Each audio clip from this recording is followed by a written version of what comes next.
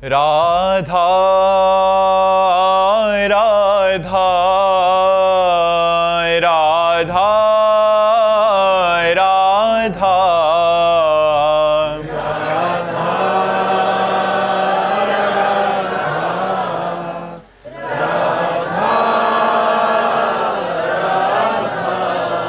हाय राधा राधा राधा राधा राधा राधा राधा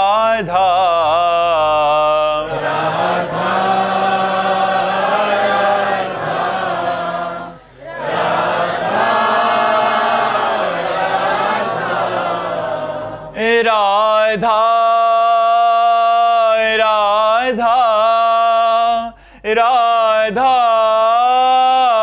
राधा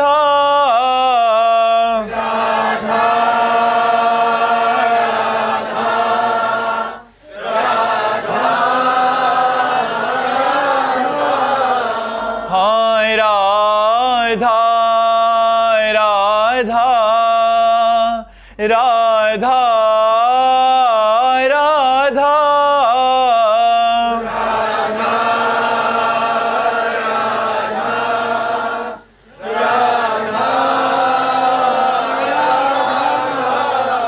हाय राधा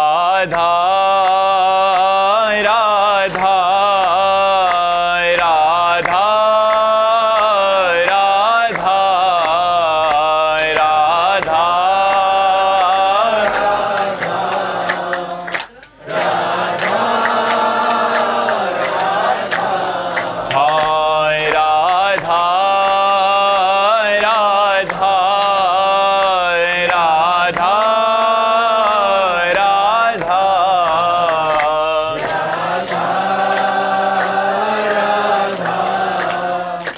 राधा राधा श्री राधा वल्लभ लाल की, समस्त संत हरि भक्तन की, श्री वृंदावन धाम की, सद्गुरुदेव भगवान की। विकास जी, उत्तर प्रदेश, गोंडा से। राधे राधे महाराज जी। महाराज जी, मेरा प्रश्न है कि जब मैं मानसिक रूप से पकवान ठाकुर जी के सामने भोग लगाता हूं तो उस पकवान का स्वाद पहले, जैसे इमरती, रसगुल्ला, गाजर का हलवा, खस्ता, रबड़ी, पहले मेरे मुंह में ही पानी आ जाता है। तो महाराज जी ऐसे में ध्यान मतलब उस ओर चला जाता है कि उसके स्वाद तो ऐसा लगता है बड़ा मन व्यथित है महाराज। हाँ, प्रारंभिक ऐसा, पर अभी प्रारंभिक है इसलिए ऐसा है, और जब आगे होगा तो पानी नहीं आएगा मुंह में। हमारा हृदय जो है ना, जब प्रभु को सुख पहुंचाने के लिए व्याकुल होगा, अभी अपने सुख पहुंचाने के लिए, तो हमारा हृदय प्रफुल्लित हो जाएगा। आज गुझियाँ, समोसा, चटनी, कढ़ी, ये ठाकुर जी को भोग लगाए, हमारा मन उल्लसित होकर ठाकुर जी के सुख में, कि आज प्रिया जी को ये पवाना है, लाल जी को ये पवाना है, प्रिया जी को ऐसे पवाना है। जब प्रिया जी को पवाने का ही केवल ध्यान होगा तो हमारे मुंह में पानी नहीं आने का। और जब ये है कि हमें पाना है तो जल्दी से दिखा दिया और फिर पाना शुरू। पर ये भी ठीक है, ये भी ठीक है, प्रारंभिक ठीक है, आगे चलकर ये ठीक हो जाएगा। आगे चलकर जैसी आसक्ति प्रिया प्रीतम में बढ़ेगी तो ये भाव शुद्ध हो जाएगा। अभी स्वसुख वांछा है ना, इसलिए स्वाद की वृत्ति आ जाती है, और जहां स्वसुख वांछा नष्ट हुई तो फिर प्रभु को स्वाद दिला देंगे, और प्रभु के पाए हुए प्रसाद का स्वाद लेना फिर बाद में आ जाएगा। अभी अमनिया को देखकर जो मुंह में पानी आ जाता है, ये प्राथमिक स्थिति है, आगे चलकर ये ठीक हो जाएगा। पर अच्छा है, बहुत अच्छा है जो आप ऐसा करते हैं, धन्यवाद, कि तुम्हारा जीवन सार्थक हो जाएगा। ऐसा करना ही चाहिए। मानसिक सेवा में कोई पैसा तो लगता नहीं, 5 मिनट बैठ करके सब कोई कर सकता है, ठाकुर जी को अच्छा अच्छा भोग लगा सकता है। एक बार पूज्य श्री विठलनाथ जी से किसी धनी मानी जो बहुत कंजूस था, उसने कहा हमारा एक पैसा ना लगे और ठाकुर जी प्रसन्न हो जाए, ऐसी कोई पूजा बताओ। तो उन्होंने मानसिक पूजा बताई कि मानसिक पूजा में ठाकुर जी के लिए एक पैसा भी नहीं लगता है, मन से कचौड़ी पकौड़ी सुंदर सुंदर मीठा और भोग थाल में, सोने के थाल में, और भगवान को लगा रहे हैं भाव के द्वारा। उसको जम गई बात, भाव से वो रोज ठाकुर जी को भोग लगाता और शयन के समय दूध पिलाता। एक दिन, कई वर्ष हो गए, तो एक दिन भाव में उसने 2 अंजुली चीनी डाल दी और उसको बड़ी जलन होने लगी कि यार 1 अंजुली से काम चलता था, 2 अंजुली क्यों डाल दी। कंजूस दिमाग का था ना। तो ठाकुर जी प्रकट होकर एक थप्पड़ मारे उसके और बोले जब मानसिक लगा रहा है तो भी कंजूसी कर रहा है।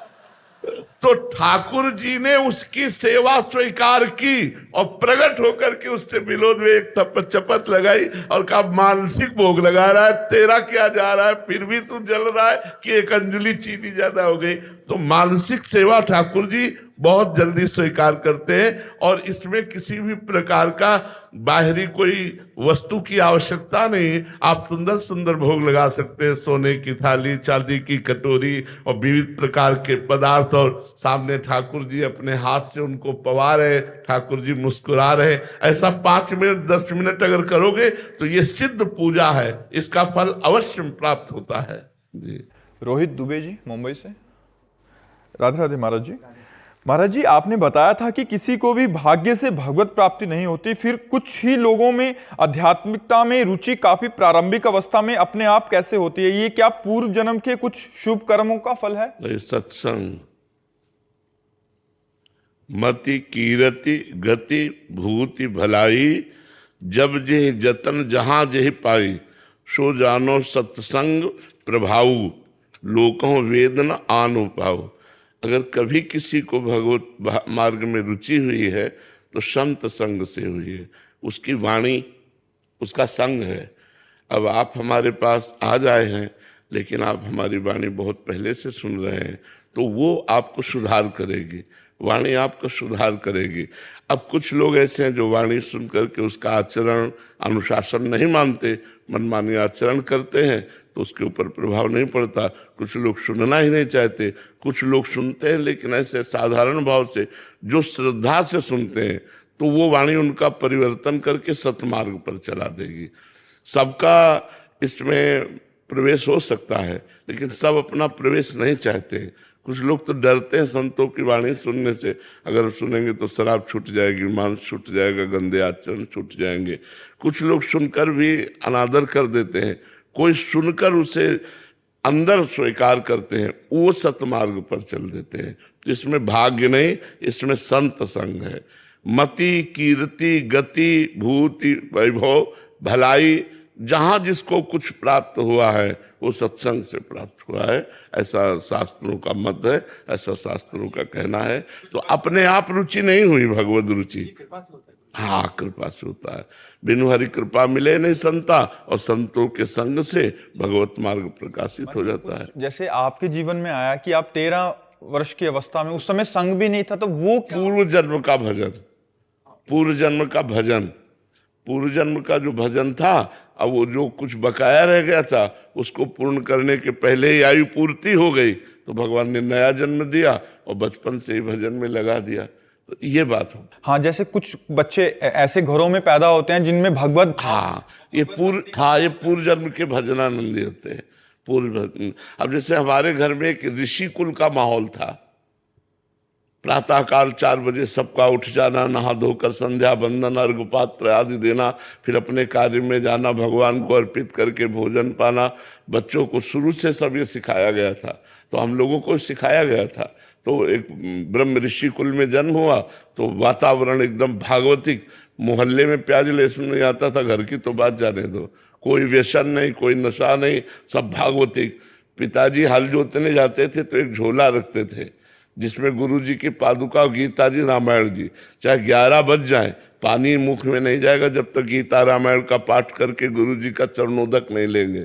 ऐसे नियमावली से पुष्ट घर में जन्म हुआ, तो बचपन से ही तो पूर्व जन्म का भजन का योग बचपन से ही भगवान के मार्ग में अग्रसर कर दिया। तो ये है। और कुछ ऐसे बच्चे भी देखने को मिलते हैं जिनके घर का माहौल शराब मांस आदि का सेवन होता है, बट वो आपके सत्संग सुना।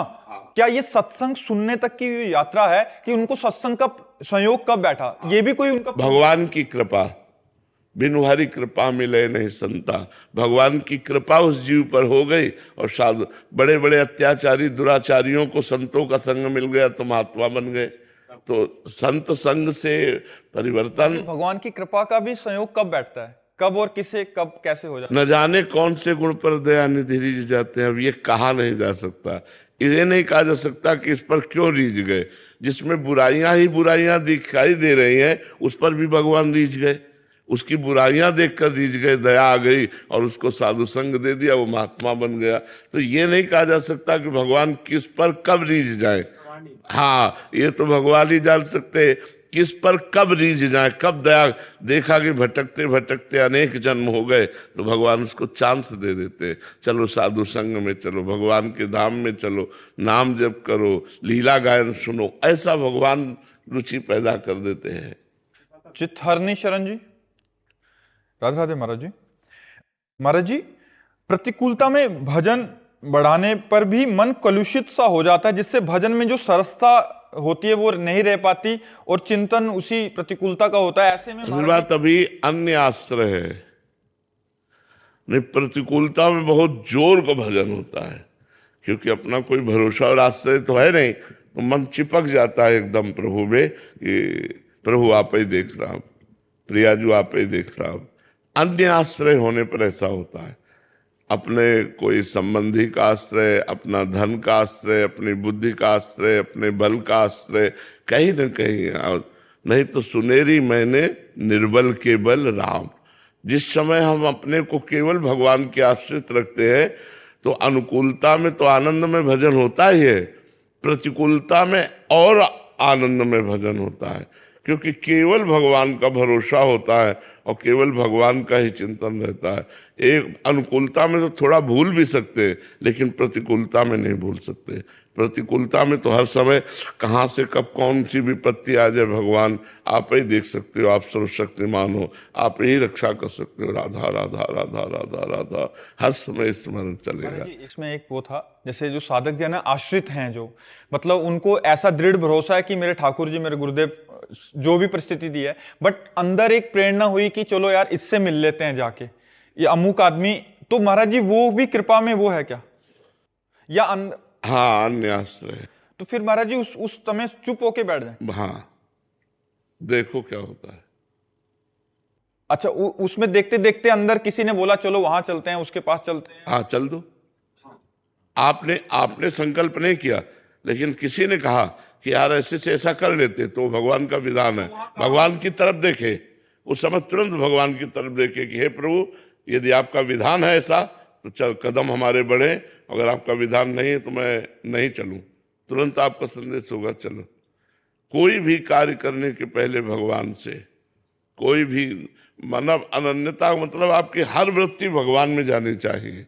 तो प्रतिकूलता बहुत अमृत है, यद्यपि संसार में बड़ी कड़वी लगती है, लेकिन निश्चित हमने जीवन में देखा है जब जब प्रतिकूलता आई तब तब उन्नति हुई, अध्यात्म की उन्नति हुई है। और असलियत में यहाँ कौन अपना है प्रतिकूलता में ही समझ में आता है। अपना दिमाग, अपना धन, अपनी संपत्ति, अपना मित्र, अपना संबंधी, अपना परिवार। जब मनुष्य अनाथ हो जाता है अंदर से, तब नाथ अनाथन हित समर्थ मोहन श्री राधा, फिर सारी बागडोर प्रिया प्रीतम उसके हाथ की ले लेते हैं, लाओ मैं संभाल रहे हूं। पर अनाथ हुए बिना नहीं। अगर कोई है आपका तो अभी बात नहीं, कोई नहीं। ये तब पता चलेगा जब भारी विपत्ति में मन की तरंग देखो किधर जा रही है। केवल प्रिया प्रीतम के चरणों में बस बैठ जाओ चुपचाप, अब देख लेना, इतना भारी मंगल होगा, इतना आनंद होगा कि आप देख लेना। चाहे वो मृत्यु भी हो तो महोत्सव बन जाएगी, आखिरी मृत्यु होगी और भगवान की प्राप्ति हो जाएगी। बस बैठ जाए भगवान, ये बैठना नहीं हो पाता यार। आए नाम जप करो और अंदर से भगवान से प्रार्थना करो, प्रिया प्रीतम से प्रार्थना करो कि आपका ही आश्रय रहे। जैसे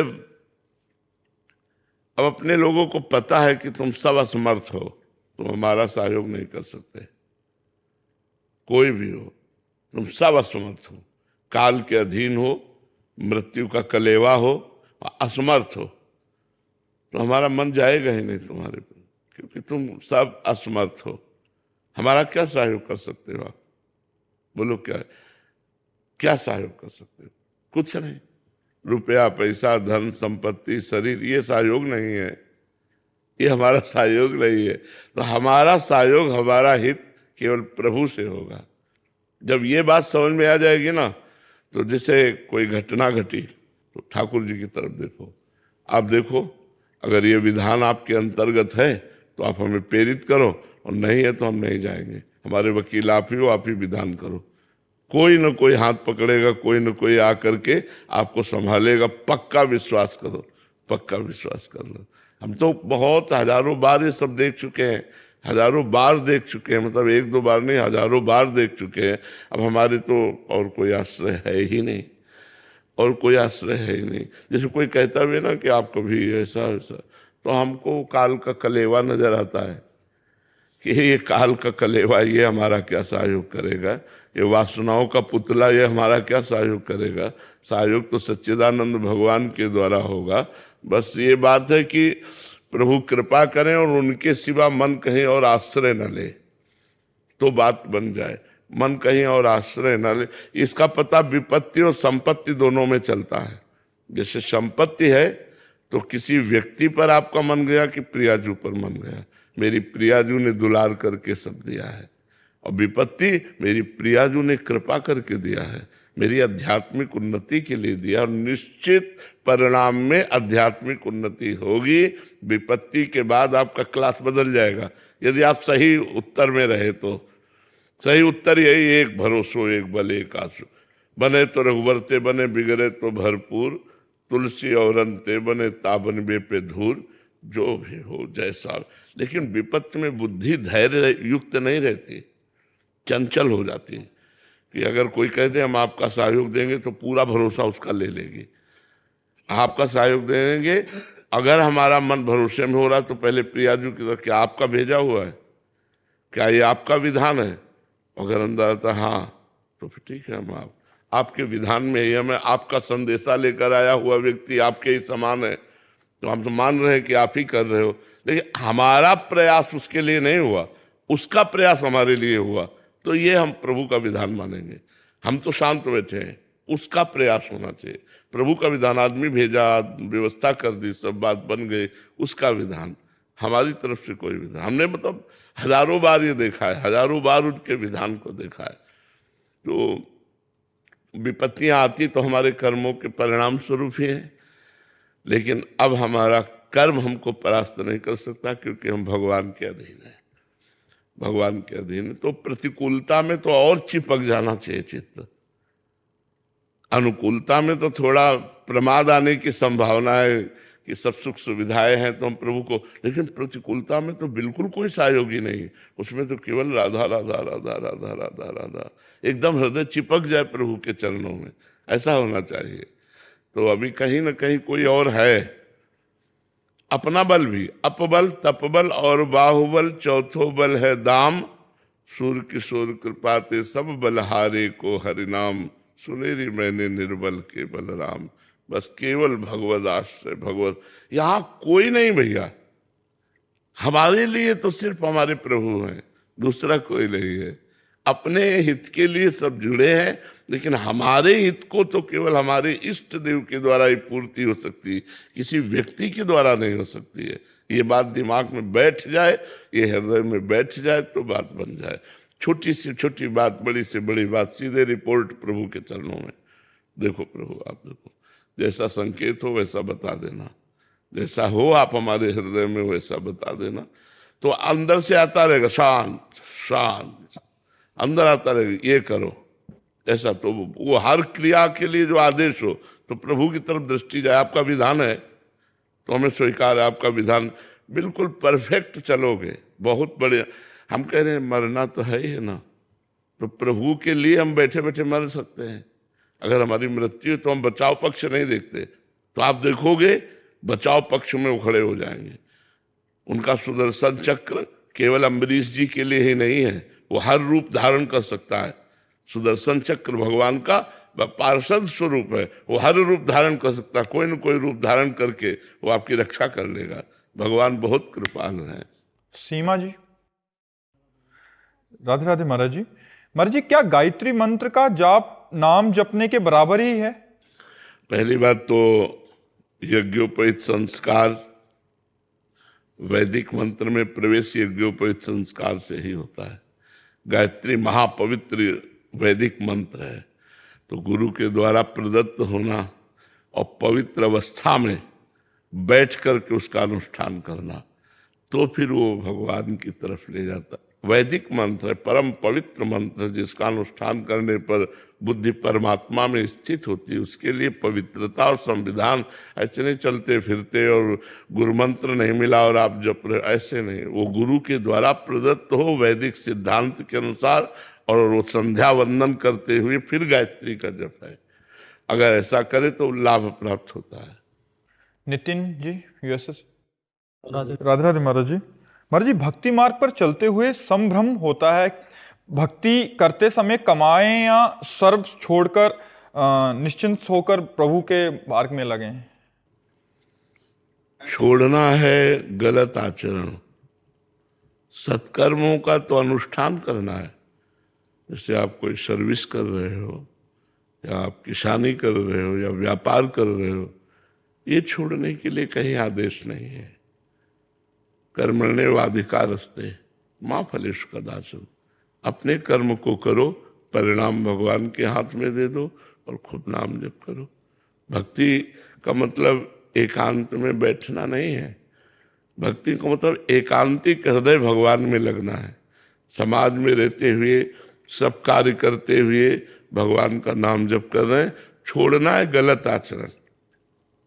भोजन पाओ पर गंदा भोजन छोड़ दो, मांस, अंडा, अपवित्र भोजन छोड़ दो।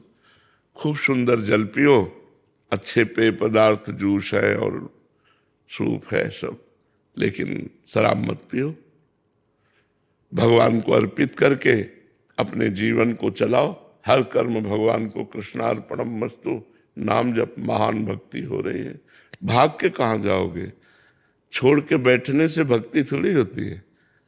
ठाकुर सेवा, घर के परिवार की सेवा, समाज सेवा, ये सब हमें करना है, हमें छोड़ना नहीं है। हमें छोड़ना है गलत आचरण, गलत चिंतन, गलत व्यवहार, और अपने परिवार की भी भगवत भाव से सेवा करनी है। तो हमें धन कमाना है, तो हम धर्म से धन कमाएं, परिवार की, समाज की सेवा करें और नाम जप करें। इसी का तो नाम भक्ति है। लोग भक्ति का मतलब समझ रहे हैं कि अपने कार्यों को छोड़ देना। ऐसा नहीं है, ऐसा कहीं नहीं लिखा और ऐसा कहीं आदेश नहीं है। अगर जो ऐसा आदेश करते हैं वो लोग समझते नहीं हैं, वो अभी सही उपदेश नहीं दे रहे। सही उपदेश का स्वरूप यही है कि आप अपने कर्तव्य का पालन करते हुए, भगवान का नाम जप करते हुए धर्म पूर्वक चलिए। अधर्माचरणों का, पापाचरणों का, गलत आचरणों का त्याग कीजिए, सत्कर्मों का नहीं। सत्कर्मों का त्याग करने से आप भ्रष्ट हो जाएंगे। जो आपके अंदर अभी भक्ति आई है, भाव आया है, वो भी पतित हो जाएगा, वो भी अंतर ध्यान हो जाएगा। सत्कर्म करने, आलसी प्रमादी भक्त नहीं होता, भक्त सेवा परायण होता है। भज धातु सेवायाम, भक्ति और भजन का मतलब ही है सेवा। माता पिता की सेवा, परिवार की सेवा, समाज की सेवा, पर हर सेवा को भगवत भाव से करें और नाम जप करें। समझ पा रहे? हर्ष जी, नागपुर से। राधा वल्लभ सिद्धा हरिवंश। राधे राधे महाराज जी। महाराज जी, सेवक वाणी में एक पंक्ति में आता है कि जब हरिवंश नाम जानी है, तब सब ही ते लघु मानी है। तरु सम सहनशीलता होई, सोच न मन कबहू करे। महाराज जी, आज के समय में बड़े बड़े शहरों के बीच में रहते हुए महाराज जी ऐसा व्यवहार रख पाना, वर्णित जो लघुता, सहनशीलता और निश्चिंतता का भाव जीवन में उतारते हुए, कहीं भी हो, कहीं भी हो, जो हमारा स्वभाव है तो हमारे स्वभाव में अंतर नहीं हो। जब हरिवंश नाम जानिए, तब सब हिंते लघु मानिए। हंसी बोले बहु मानते, तरु सम सहनशीलता होए, परम उदार कहे सबको, सोच न मन कबहू करे। जब हमसे श्री हरि, जब हमसे कोई बोले श्री हरि, अब जैसे बड़े भगत बनते हो, राधा राधा राधा राधा राधा, हमारा व्यवहार मृदु ही होना चाहिए, हमारा कटु व्यवहार नहीं होना चाहिए कि हमारा उपहास कर रहा है तो हम क्रोधित हो गए। नहीं नहीं, जो उपहास कर रहा, गाली दे रहा, राधा राधा राधा राधा राधा, तरु समशैल, वृक्ष को जैसे ईंट मारो तो कुछ वो देगा ही, फूल पत्ता छाल कुछ देगा, छाया हवा, आपको नुकसान नहीं पहुंचाएगा वृक्ष। ऐसे ही साधुते हो न कारजहानि, हमारे द्वारा आपका नुकसान नहीं हो सकता, आप हमें मारो भी तो हम आपका मंगल मनाएंगे। ये साधुता है, ये भगवान का मार्ग है। इस मार्ग में बहुत कठिनता से चला जाता है। तो यही कठिनता है कि अब हमें कोई गाली दे रहा, हम पलट के गाली नहीं दे सकते, राधा राधा राधा राधा राधा। तो आप तो निकल गए, अब उसकी जो दुर्दशा होगी, क्योंकि ऐसा थोड़ी कि आप राधा राधा करके निकल गए, वो गाली दे रहा है तो फिर ही है, उसका भी तो फल है। अब उसकी दुर्दशा होगी, अब उसको जो कर्म है आपके सताने का, वो उसको पीड़ित करेगा, ऐसी जगह फंसाएगा कि पूरी का पानी पा जाएंगे। एक अन्य प्रश्नकर्ता बोल रहे हैं कि मतलब इसको कमजोरी से समझ लिया जाता है हमारी सरलता को, तो ऐसे में बाहरी चतुरता रखें और ऐसा नहीं, इसको कमजोरी नहीं है। बलवान पुरुष, क्षमा बलवान पुरुष करते हैं, कमजोर तो लड़ाई लड़ते हैं। बलवान थोड़ी लड़ाई लड़ता है, बलवान क्षमावान होता है। जब क्षमा किया, क्षमा किया, और ऐसा नहीं कि वो कल तुम्हें और बढ़कर गाली देगा, कल गाली देने लायक नहीं रहेगा, क्योंकि जो क्षमा है ना, ये उसको दंड देगी। तुमने तो क्षमा कर दिया, उमा क्षमा सापहुते भारी, अपने कर्म जाय अपकारी। आपने क्षमा किया, आप बच गए क्रोध से, लेकिन उसको दंड भोगना पड़ेगा, और वो ऐसी परिस्थिति में आ जाएगा कि आपसे उपहास कभी नहीं करेगा। तो महाराज जी अब उनके लिए चाहेगी, अब श्री जी उनके ऊपर कृपा करें, उनकी बुद्धि। हाँ, ऐसा ही भाव होना चाहिए, ऐसा ही भाव होना चाहिए। मतलब तो हर समय हमें अपने मार्ग में चलना है, और भगवान ये कसौटी कस के देखते रहते हैं कि कितनी स्थिति आई तुम्हारे अंदर। सामने वाले को भड़का दिया, अब वो गाली दे रहा है, कोई अपराध नहीं है, गाली दे रहा है। तरण से भी नीच माने खुद को। हाँ, मतलब हमारे भगवान हमको कृपा प्रसाद देकर परिपक्व कर रहे हैं। अगर हमें कोई गाली दे रहा है, हमारा अपमान कर रहा है, और हम चुपचाप सह रहे हैं, तो हमारे भगवान हम पर कृपा करके हमारे अंदर साधुता ला रहे हैं, हमारे अंदर धैर्य ला रहे हैं। ये बहुत कठिन बात है सहना। लड़ना तो सरल बात है, लड़ तो छोटा बच्चा भी जाता है, वो कुछ नहीं कर पाएगा तो भी वहीं उठाकर आपको मारने की कोशिश करेगा। बलवान वही है जो सह जाए। हमारा कर्तव्य है कि हमारा विरोध भी हो तो हम शांत रहें, कहीं हम प्रतिकूलता ना करें, तो हमारे भगवान खुद सब ठीक कर देंगे। और बड़ी बड़ी समस्याएं सब ठीक कर रहे हैं, जीवन में तो आती ही हैं, वो सब ठीक करें। हमसे कुछ गलतियां हो जाती हैं, हमसे कुछ अच्छाई हो जाती है, तो गलतियों का भी भगवान समाधान करते हैं, अच्छाइयों को भी छुपाते हैं। हाँ, तो उन्हीं का सारा खेल है। हम लोगों को चाहिए कि भगवान पर आश्रित रहें, श्री जी पर आश्रित रहें, और उनके द्वारा विधान जो होगा बड़ा मंगल विधान होगा। अगर हम कूदेंगे तो फिर गड़बड़ हो जाएगा। कोई हमको काना कह रहा है तो हम चुपचाप सुन लें, तो कितने लोग प्रमाणित कर देंगे नहीं काना नहीं, दो आंखें हैं, कितने लोग प्रमाणित कर देंगे। तो हमको चुप रहना है, तो प्रमाण अपने आप उनके पास पहुंच जाएगा। हम शांत रहें तो अपने आप उनका मुंह बंद करने वाले बहुत लोग मिल जाएंगे। और महाराज जी परिवार वाले भी विरोध में बोले तो, परिवार वाले भी विरोध बोले तो, हाँ, तो घर में भी विरोध हो तो शांति से सहे। परिवार में बड़े बड़े भक्तों का विरोध हुआ है। पिता ने पुत्र प्रहलाद जी पर विरोध किया, देवर ने भाभी मीरा जी पर, देवरई तथो विक्रम राणा मीरा जी पर, भाभी ने देवर नरसिंह मेहता पर, बहुत से ऐसे परवान, बड़े भाई ने छोटे भाई विभीषण पर विरोध किया कि नहीं। तो कई ऐसे चरित्र आते हैं जहां परिवार ही विरोध कर रहा है और भक्त विजयी हुए। महाराज जी परिवार वाले बोले कि इस मार्ग पे नहीं चलना चाहिए, ये हाई लेवल का मार्ग है, थोड़ा अभी धीरे धीरे चलो ऐसे। हाँ, बस मान ले क्या, ठीक है, मान लेना चाहिए ना, नहीं बाहरी मान लेना चाहिए। हाँ ठीक है, आपकी बात ठीक, हमारा भजन तो अंदर का है ना, वो देख रहे हैं भगवान। और क्या, अंदर अंदर भजन करना चाहिए। जहाँ बाहरी विरोध, भजन भी बहुत बुद्धिमानी से किया जाता है। एक बार अपने महल में राम राम राम विभीषण जी लिखे हुए थे, सूचना पहुंची रावण के पास कि आपका तो विरोधी है, आपका भाई, वो राम राम लिखे हुए हैं, राम नाम अंकित गृह शोभा, राम नाम अंकित गृह शोभा, घर में राम नाम रूपी महामहिमा में सुशोभित हो रहा है नाम। रावण बड़े क्रोध में भरकर मंदोदरी के साथ पहुंचा। मंदोदरी साथ थी उसकी विभीषण के बचाव पक्ष के लिए। रावण ने कहा, तुमने हमारे दुश्मन का नाम लिख रखा है? बोले ना भैया। अरे बोले सामने दिखाई दे रहा है राम और तुम कह रहे हो ना भैया। बोले भैया, रा से रावण, मां से मंदोदरी। रावण प्रसन्न हुआ।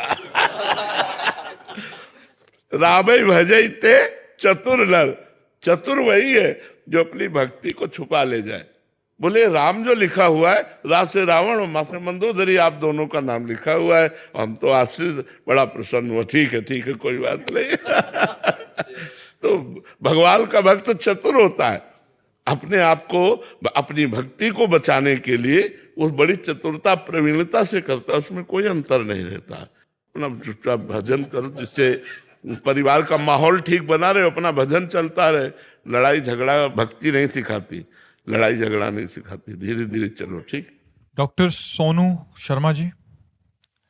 राधे राधे महाराज जी। महाराज जी, सच्ची भक्ति परिस्थिति बदलने से आती है या दृष्टि बदलने से? सच्ची भक्ति परिस्थिति बदलने से नहीं आती, उद्देश्य बदलने से आती है।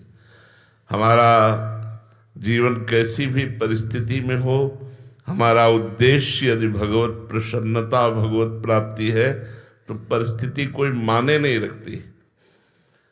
अगर हम सोचे कि अनुकूलता में भजन हो तो लाखों लोगों को अनुकूलता प्राप्त है और भजन परायण नहीं है। हम सोचे प्रतिकूलता में भजन हो तो करोड़ों लोगों को प्रतिकूलताएं प्राप्त है, लेकिन भजन नहीं है। अनुकूलता और प्रतिकूलता भजन में कोई महत्व नहीं रखती। उद्देश्य, यदि हमारा भजन उद्देश्य है तो अनुकूलता में दया का अनुभव करते हुए भजन करते हैं और प्रतिकूलता में कृपा का अनुभव करते हुए भजन करते हैं। हमारा उद्देश्य महान होना चाहिए। लक्ष्य ही भगवत प्राप्ति का जो बनता है, वो हृदय में ऐसी सामर्थ्य दे देता है कि हम अनुकूलता और प्रतिकूलता दोनों को रौंदते हुए समतुलता में पहुंचे। समता भगवान का स्वरूप है।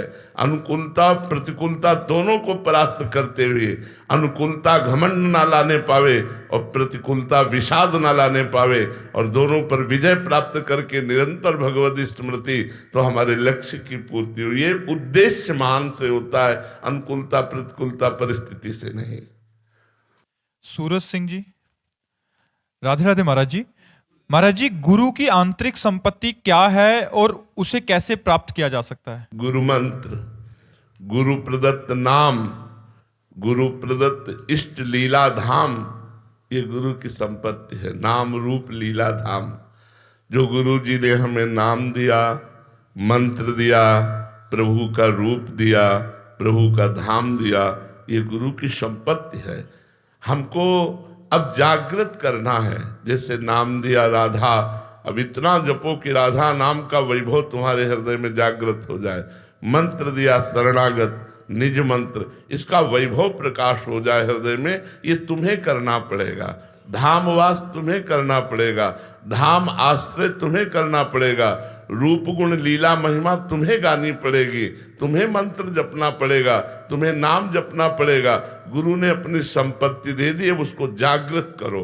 हृदय में जागृत करोगे तो गुरु के समान हो जाओगे। जो गुरु जी के हृदय में चल रहा है वही आपके हृदय में चलने लगेगा। पर गुरु निष्ठा अंदर से रखकर उनके वचनों का पालन करने से गुरु के हृदय की आध्यात्मिक शक्ति शिष्य के हृदय में जागृत हो जाती है, जब पूर्णता वो गुरु के चरणों का आश्रय लिए रहता है। गुरु से अटूट प्रेम कैसे हो महाराज?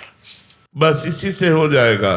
जैसे जैसे भगवदानंद मिलता है वैसे वैसे गुरु चरणों में प्राण न्यौछावर होने लगते हैं कि प्रभु यदि आप कृपा न करते तो मुझे अधम का मार्ग ही नहीं था।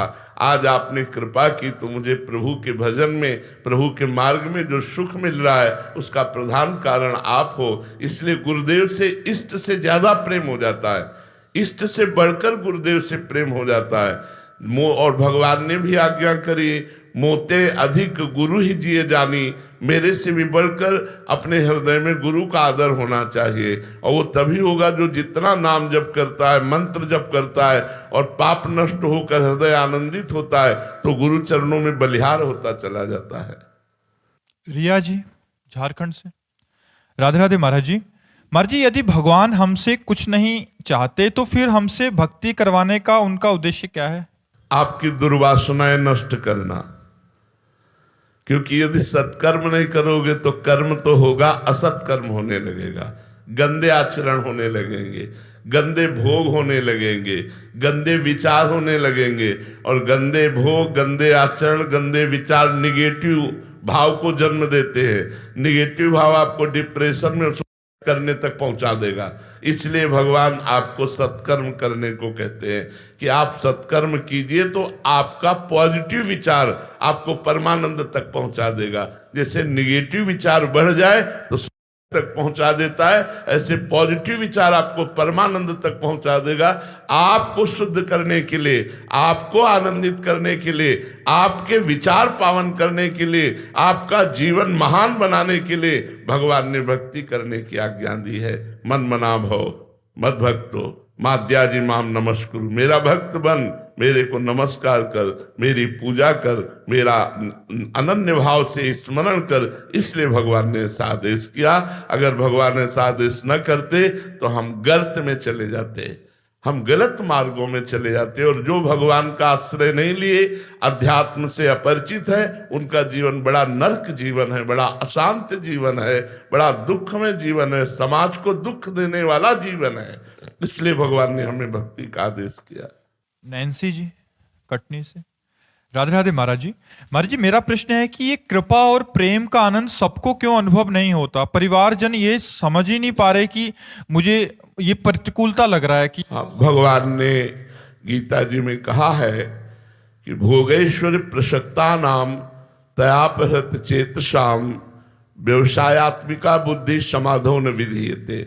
जिसकी बुद्धि भोग में लगी हुई है, ऐश्वर्य मान प्रतिष्ठा में लगी हुई है, वो भगवान के भजन में नहीं लगती, उनका भगवत प्राप्ति लक्ष्य नहीं बनता। इसलिए समझाने पर भी उनकी समझ में नहीं आता। इतनी बात केवल उनको समझ में आती है कि रुपया कैसे बढ़े, हमें भोग सामग्री कैसे मिले, इतनी मांग होती है। उसी मांग के लिए वो पूजा भी कर सकते हैं, लेकिन उनको भगवत प्राप्ति, परमानंद की प्राप्ति या मोक्ष प्राप्ति आदि का कोई संकल्प नहीं रहता, कोई उद्देश्य नहीं रहता। कारण है भोग और ऐश्वर्य के द्वारा उनके चित्त का अपहरण कर लिया गया है। जो भोग और ऐश्वर्य का गुलाम बन चुका है वो भगवत प्राप्ति का लक्ष्य नहीं कर सकता। यदि उसे भी सत्संग मिल जाए और वो लक्ष्य बना ले तो भोग और ऐश्वर्य को परास्त करके भगवान की प्राप्ति कर सकता है। तो प्रायः लोग भोग और ऐश्वर्य में लगे हुए हैं, इसलिए चित्त वृत्ति भगवान में नहीं लग रही। वैसे भगवान की तो सब पर बराबर दया है, बराबर कृपा है। भगवान कहते हैं स्वयं सब पर मोरी बराबर दया, सब पर भगवान बराबर दया कर रहे हैं। जैसे वर्षा हो रही है पर आप छाता लगाए हैं तो भीगेंगे नहीं, तो कृपा की वर्षा हो रही है पर आपके अंदर अहंकार का, काम क्रोध लोभ मोह का एक छाता लगा हुआ है जिससे आप भींज नहीं रहे हो। यदि सत्संग मिले और आप नाम जप के द्वारा इन विकारों पर विजय प्राप्त करें तो अभी आनंद आ जाए, अभी कृपा में डूबने लगो। सब पर कृपा है पर सब लोग भगवान की कृपा का अनादर करते हैं। सत भगवान कृपा करके साधु संग दिए, ये दुर्लभ बात है। सुतदाराधन लक्ष्मी पापियों के घर होए, संत समागम हरि कथा तुलसी दुर्लभ दोए। गोस्वामी तुलसीदास जी महाराज कह रहे संत समागम हरि कथा ये दुर्लभ वस्तु है। सुतदाराधन लक्ष्मी पापियों के घर होए, पापी के पास भी ये सब मिलेगा, लेकिन संत समागम हरि कथा, संत समागम हरि कथा क्या करती है? विषय राग को मिटाकर भगवान से अनुराग करा देती है। विषय राग के कारण लोग भगवान की तरफ नहीं चल पाते। सोमा दास जी दिल्ली से, राधे राधे महाराज जी। महाराज जी, क्या हमारे बुरे कर्म या पूर्व की जो लाइफ थी उसमें अगर कोई बुरे कर्म एवं अपराध हुए हैं तो क्या उन्हें भुगतना होगा या हम उसके प्रभाव को नाम जप से काट सकते हैं या कम कर सकते हैं? कम हो सकता है, मिटा तो नहीं सकते। कम हो सकता है कि जैसे हमारी किडनी फेल है तो फेल ही है, पर जो किडनी फेल का परिणाम है वो नहीं है। जैसे किडनी फेल का परिणाम पड़े रहना, पीड़ित होकर के खिन्न रहना, एकदम डिप्रेशन में से बने रहना, वो नहीं है। हम नित्य निरंतर उत्साहित रहते हैं, हमारे शरीर में एक अलौकिक ऊर्जा रहती है। हम देखो घंटों से लगे हैं। हमारी जो पर्सनल साधना है वो तो सुबह से शुरू ही है, सुबह के अर्धरात्रि से, और फिर आपकी समाज सेवा 5:30 बजे से शुरू हो जाती है और अनवरत चलती है। अनवरत बोलना है, प्यास लगी है, पानी नहीं है, क्योंकि हम पानी बहुत लिमिट पीना पड़ेगा किडनी डायलिसिस के लिए। तो किडनी फेल है पर उसका प्रभाव हमको प्रभावित नहीं कर पा रहा, ये नाम का प्रभाव है। तो नाम हमारे को सहने की सामर्थ्य देता है। नाम रोग या विपत्ति या दुख के कष्ट के प्रभाव को कम कर देता है, पूर्व के बन गए प्रारब्ध को मिटाता नहीं है। मिटा भी सकता है तब जब भगवत प्राप्ति का लक्ष्य नहीं होगा। अगर भगवत प्राप्ति का लक्ष्य बन गया है तो भोगना पड़ेगा, नहीं तो कौन सा ऐसा कार्य है जो भजन से ना हो सके? क्या नहीं हो सकता भजन।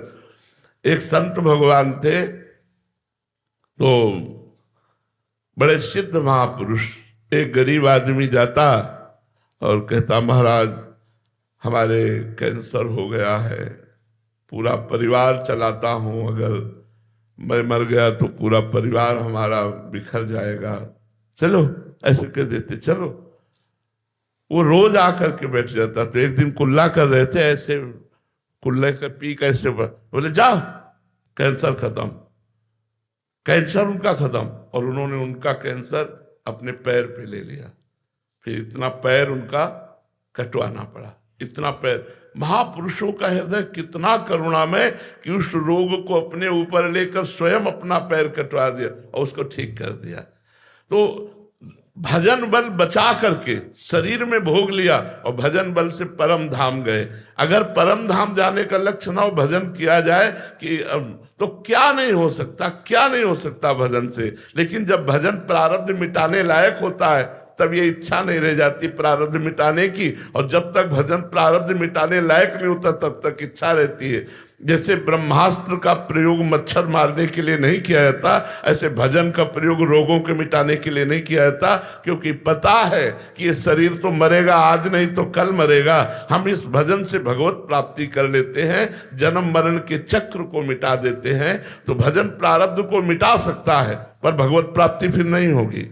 इसलिए हम प्रारब्ध को भोगने की शक्ति, प्रारब्ध को कब भोगने की शक्ति, ये भजन के प्रभाव से अपने आप मिल जाती है, और भजन से भगवान की प्राप्ति होती है। श्री राधा वल्लभ लाल की। सनातन कहाँ से? महाराज जी, जैसे ब्रह्म का कोई वर्णन नहीं कर सकता, ऐसे सनातन की तिथि और तारीख का कोई वर्णन नहीं कर सकता, ऐसे माया के प्रादुर्भाव का कोई वर्णन नहीं कर सकता। ये अनिर्वचनीय है, अनिर्वचनीय है। जैसे सृष्टि कब से हुई, आज तक कहीं वेदों में, शास्त्रों में, पुराणों में संतों ने कभी नहीं कहा। ये माया कब रची गई, कोई तिथि का निर्णय नहीं है।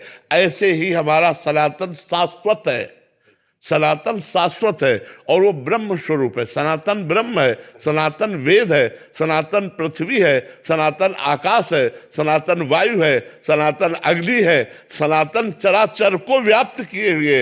इसलिए इसकी कोई तिथि तारीख नहीं है, आज तक कहीं लिखित नहीं है, आज तक सनातन की कोई लिखित नहीं, और सब सनातनी है जी। सनातन जो शाश्वत है, अविनाशी है, उसे सनातन कहते हैं। सनातन ब्रह्म स्वरूप है, तो हमारा ब्रह्म धर्म है। सनातन धर्म का मतलब होता है ब्रह्म धर्म है।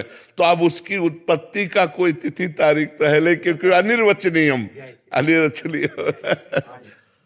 महाराज जी, हम सब भारत के युवाओं को आपने इतनी प्रेरणा और इतनी ऊर्जा दी है कि हम सब एक सनातन की ओर चल पड़े हैं।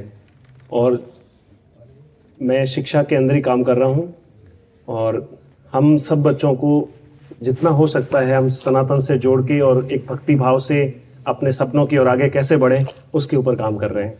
बहुत सुंदर, बहुत। जब हम अंदर से निष्काम होते हैं, मतलब स्वार्थ बुद्धि का त्याग कर देते हैं, तो हम बड़े से बड़ा कार्य कर सकते हैं। स्वार्थ बुद्धि ही हमको प्रलोभन आदि हमको गिराते हैं। अगर हम स्वार्थ बुद्धि का त्याग करके और नई समाज को, जो हमारी इस समय विषयों की प्रियता और व्यसन की प्रियता में जा रहे, व्यभिचार और व्यसन की तरफ, उसको मोड़े। जो बाहरी देशों का प्रभाव हमारे नवयुवकों पर पड़ रहा है वो हटे और हमारी संस्कृति का प्रभाव पड़े, हमारी भारतीय धर्म मर्यादा का प्रभाव पड़े, तो हमारे समाज का सुधार हो जाए। आप लोग प्रयास कीजिए, जरूर प्रयास कीजिए। आपका आशीर्वाद रहेगा तो ये भारत का युवा बहुत जल्द आपके पद चिन्हों के ऊपर, आपके ज्ञान के ऊपर चलने की पूरी कोशिश। बहुत हमें आशा भी है क्योंकि हम परिवर्तन भी देख रहे हैं, आशा भी है। महाराज जी, हमारे जीवन का उद्देश्य क्या है? सत्य उद्देश्य सबके जीवन का, कि हम इस असत संसार में सत्कर्म करके सत्य को प्राप्त कर लें, असत कर्मों का त्याग करें। असत कर्मों के द्वारा हमारी दुर्गति होगी और सत्कर्मों के द्वारा हमारी सद्गति होगी। सत्कर्मों के द्वारा हम समाज को सुख पहुंचा सकते हैं, असत कर्मों के द्वारा समाज को दुख। तो समाज को सुख पहुंचाना ही सत्कर्म है। सत्य सत्कर्म, सत्कर्म समाज को सुख पहुंचाना। आप व्यभिचार करेंगे, व्यसन करेंगे, असत कर्म करेंगे, हमारा समाज भ्रष्ट हो जाएगा, हमारा समाज दुखी हो जाएगा। आप संयम से चलेंगे, धर्म से चलेंगे, पराई बहन बेटियों की रक्षा करेंगे, गरीबों को सुख पहुंचाएंगे, अनाथों को सहयोग देंगे, ये सत्कर्म है, यही समाज को सुख पहुंचाएगा। सत्य ही परम सच्चिदानंद भगवान सत्कर्म के रूप में आपको प्राप्त है। आप सत्कर्म करो, समाज का सुधार करो, समाज को सुख पहुंचाओ, यही भक्ति है, यही सबसे बड़ी सेवा है। बिहार से महाराज जी भजन गाते हैं, एक लाइन हमारे बिहार में भोजपुरी बोली आती है, सुनाते हैं कि नाही देखनी देवी देवता, नाही कोई भगवान हो, नाही देखनी देवी देवता, अरे नाही कोई भगवान हो, आहे रौवे में हम देखनी गुरुजी लौके ले घनश्याम हो, अरे रौवे में हम देखनी गुरुजी लौके ले घनश्याम हो, कि जहिया से सुनल बानी राउर सत संगवा, ओही दिन से छूटल बाटे मोह माया के रंगावा, कि भक्त के बस एक संभल प्रेमानंद जी नाम हो, भक्त के बस एक संभल प्रेमानंद जी नाम हो, अरे रौवे में हम राम देखनी। बहुत सुंदर, बहुत सुंदर। तो यार तुम तो बड़े भावुक हो। बहुत। श्री सतगुरुदेव भगवान की जय, त्रिवेणी धाम की जय।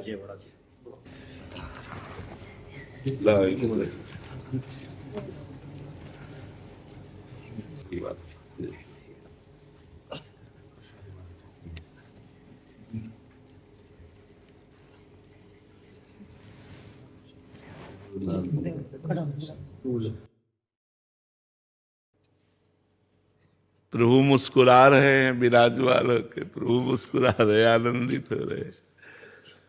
ये श्री जी का प्रसाद है महाराज जी। साधु नाम दर्शनम पुण्यम तीर्थम संभूता साध। संतों के आपके दर्शन से जो है सब काम पूर्ण हो गए, सब तीर्थों का पुण्य यही मिल गया, सब तीर्थों का पुण्य का फल यहाँ आपके दर्शन से प्राप्त। जब भगवान विशेष अनुग्रह करते हैं तब संत मिलन होता है। जब विशेष अनुग्रह करते हैं तो संतों का मिलन। जो प्रभु मोहि अनुग्रह कीन्हा तो तुम आई दरसाठी दिला। आप जैसे संतों का दर्शन भगवान के अनुग्रह से होता है। भगवान अपना जन जान के जब कृपा करते हैं तो अपने पार्षदों को, अपने संतों को भेज देते हैं और उनसे समागम करवाते हैं। तो अहो भाग्य है जी। महाराज जी एक भाव मैं भी लेके आया था और गुरुदेव की आज्ञा से। हम तो महाराज जी मायाबद्ध जीव है। नहीं, पहले ये बदलो, शब्द बदलो। हम वाणी से भी शरणागत हैं, पहले बात समझो, तन से, मन से और वचन से भी शरणागत हैं। से हम नीच हैं, पर हम प्रभु के हैं, हम माया के नहीं हैं। हमें स्वीकार करना होगा, हम प्रभु के हैं। अधम हैं, पतित हैं, अयोग्य हैं, ये हम स्वीकार करते हैं। लेकिन हम ये स्वीकार नहीं कर सकते कि हम किसी और के हैं, हम प्रभु के हैं। पहले ये ठसक लाओ, जैसे भी हैं हम अपने रघुनाथ जी के हैं, हम अपने ठाकुर जी के हैं। हाँ, अब उनके योग्य बनने के लिए हम उनके पार्षदों का संग करते हैं। हमसे गलती क्या होती है कि हम अपने प्रभु के संबंध को विसार दिए हैं।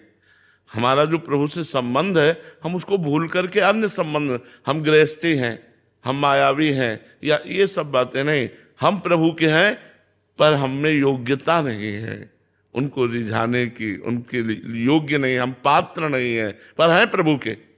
ये ठसक होनी चाहिए, है प्रभु। देखो, बिगड़ी जन्म अनेक की, अब ही सुधरे आज। सबसे पहली बात, हो ही राम को।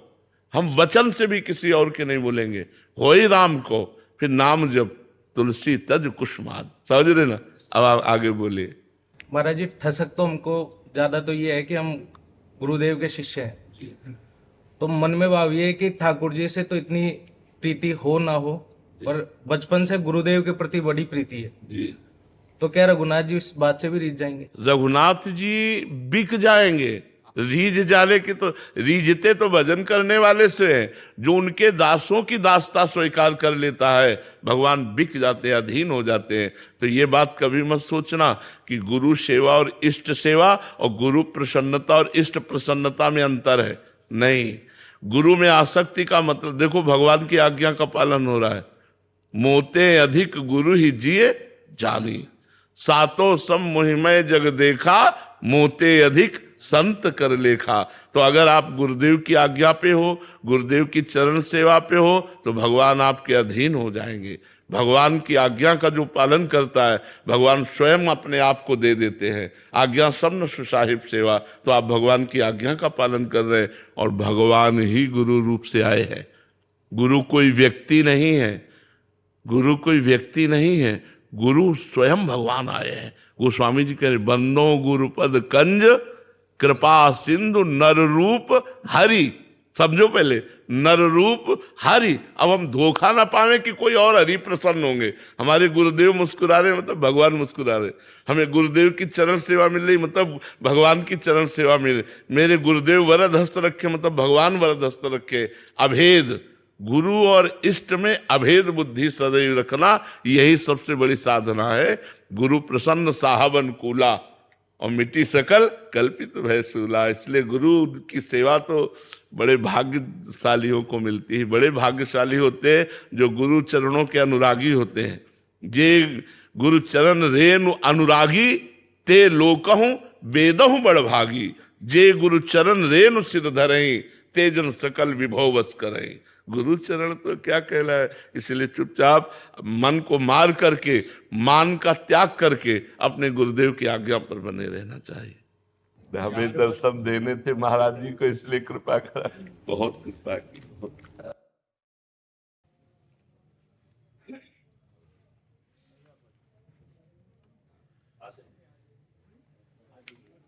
महाराष्ट्र से अहिल्यानगर। महाराज जी, एक दंड क्रम एक अभी पारायण हुआ था। 50 दिन तक एक ही श्लोक को वेद के मतलब कई प्रकार ढंग से बोलना, पीछे आगे आगे पीछे ऐसे करके। तो मतलब आपने मतलब बहुत कम उम्र में उसका पारायण किया महाराज जी। यजुर्वेद का शुक्ल मध्यम शाखा का संहिता जो है उसका पारायण हुआ था। दंडक्रम पारायण उसके जैसे अष्टविकृति है, जटा, माला, शिखा, रेखा, ध्वज, दंड, रथ और घन। घनपाठ जिसको बोलते हैं, घनपाठी ब्राह्मण जिसको बोलते हैं, उसी प्रकार में अध्ययन किया है अष्टविकृति का। उसमें दंडक्रम नाम की एक विकृति है, तो उसका अध्ययन किया। तो विकृति का ये इसलिए है कि जो मूल मंत्र है संहिता के, अपने वेद मंत्र है, वेद मंत्रों का जो स्वरूप है, उसके अक्षर है, उसके स्वर है, उसका रक्षण जो है, क्योंकि स्वर के बिना वेद मंत्रों का कोई अर्थ नहीं है। तो इन वेद मंत्रों को सुरक्षित रखने के लिए ये अष्टविकृति का पाठ होता है। तो उसके जो मंत्र है उसके पदपाठ जो होते हैं, पदपाठों को विशिष्ट रूप से उसकी प्रणाली है उसमें पढ़े जाते हैं। तो उसका पारायण जो है दंडक्रम पारायण उसको कहते हैं, दंडक्रम। तो उसकी कोई किताब नहीं है, पुस्तक नहीं है। तो उसके मूल पदपाठ का जो अभ्यास है उसके ऊपर ही उसका अध्ययन किया जाता है और उसको कंठस्थ किया जाता है। कोई एक श्लोक का? हाँ। श्री गुरुभ्यो नमः। हरि ओम। ईदं विष्णुर्वे चक्रामे त्रेधा निदधे पदं समूढमस्य वाग्मुसूरे स्वाहा। अब ये मूल मंत्र हो गया संहिता का। अभी उसका दंडक्रम का पारण करेंगे। हरि ओम। इदं विष्णुः विष्णुरिदं इदं विष्णुः विष्णुर्वि विष्णुरिदं इदं विष्णुः विष्णुर्वि विचक्रमे चक्रमे अभि विष्णुरिदं इदं विष्णुः विष्णुर्वि विचक्रमे चक्रमे त्रेधा त्रेधा चक्रमे अभि विष्णुरिदं इदं विष्णुः विष्णुर्वि विचक्रमे चक्रमे त्रेधा त्रेधानि नित्रेधा चक्रमे अभि विष्णुरिदं इदं विष्णुः विष्णुर्वि विचक्रमे चक्रमे त्रेधा त्रेधानि निदधे दधे नित्रेधा चक्रमे अभि विष्णुरिदं इदं विष्णुः विष्णुर्वि विचक्रमे चक्रमे त्रेधा त्रेधानि निदधे दधे पदं पदं दधे नित्रेधा चक्रमे अभि विष्णुरिदं इदं विष्णुः विष्णुर्वि विचक्रमे चक्रमे त्रेधा त्रेधानि निदधे दधे पदं पदमिति पदं समूढमस्य अस्य समूढं समूढमस्य समूढमिति समूढं अस्य पाग्मुसूरे पाग्मुसूरेस्य समूढं समूढमस्य समूढमिति समूढं अस्य पाग्मुसूरे पाग्मुसूरे स्वाहा स्वाहा पाग्मुसूरेस्य समूढं समूढमस्य समूढमिति समूढं अस्य पाग्मुसूरे पाग्मुसूरे स्वाहा स्वाहेति स्वाहा। जय हो। बहुत दुर्लभ वस्तु, बहुत दुर्लभ वस्तु। ये महाराज जी 200 साल पूर्व एक पारण हुआ था, किसी विद्वान ने किया था। उनका नाम नारायण शास्त्री जी था, नासिक के। उसके बाद किसी ने पारण नहीं किया महाराज जी। 2000 मंत्र उसमें है। ये तो छोटा मंत्र, लेकिन ऐसा मंत्र का विस्तार होता है तब एक एक मंत्र कम से कम 1.5-2 घंटा चलता है। एक ही मंत्र, तो एक पद आगे आना है, एक पीछे आना है, फिर से वो पीछे लेकर अगला पद लेकर जितना आगे गए उतना पीछे उल्टा बोलना है।